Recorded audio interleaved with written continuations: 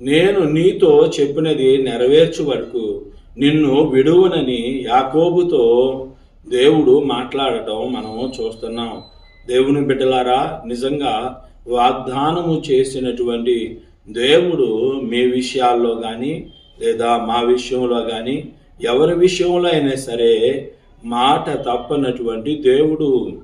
ఏదైతే ఆయన వాగ్దానం చేస్తాడో, ఏదైతే నేను ఇస్తాను అని అంటాడో, ఏదైతే నేను మీకు చేస్తాను అని అంటాడో, ఏదైతే నేను మీకు నెరవేరుస్తాను అని అంటాడో అది ఖచ్చితంగా 100% నెరవేర్చు దేవుడుగా ఉన్నాడు.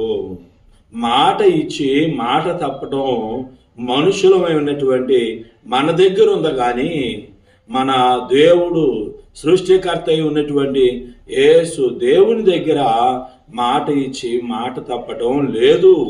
అందుకే ఆయన అంటాడు, మాట తప్పటానికి మీలాగా నేను నరుడను కాదు, నేను దేవుడను, నేను సజీవుడను, మరణపు ముళ్ళను విరిచి మరణాన్ని జయించిన మృత్యుంజయుడను అని దేవుడు మాట్లాడుతున్నాడు.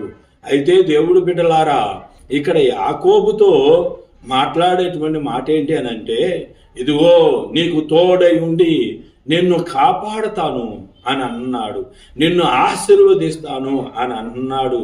నీవు ఎక్కడి నుంచి అయితే బయలుదేరి నువ్వు వెళుతున్నావో, నీ తండ్రి ఇంటి నుంచి ఎక్కడి నుంచి అయితే నువ్వు బయలుదేరి, ఏ దేశం నుంచి అయితే నువ్వు బయలుదేరి వెళుతున్నావో, మరలా అదే దేశానికి నిన్ను తిరిగి రప్పించే అంతవడికి, తెప్పించే అంతవడికి దేవుడు అంటున్నటువంటి మాట, నేను తెప్పిస్తాను అని అన్నాడు. దేవుడికి స్తోత్రం.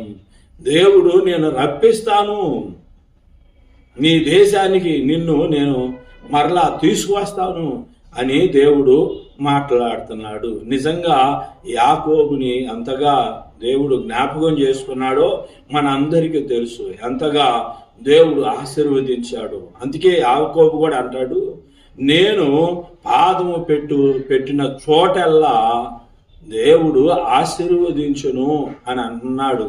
కాబట్టి ఎంత గొప్ప ఆశీర్వాదాన్ని దేవుడు యాకోబుకి ఇచ్చాడు. యాకోబుకు ఉన్నటువంటి ప్రార్థన వల్లే కదా, యాకోబుకు ఉన్నటువంటి పట్టుదల వల్లే కదా యాకోబు దేవుని ఆశీర్వాదం అని అంటే, దేవుని దీవెన అంటే, దేవుని సన్నిధి అని అంటే, దేవుని సహవాసం అని అంటే నిర్లక్ష్యంగా లేకపోవటం వల్లే కదా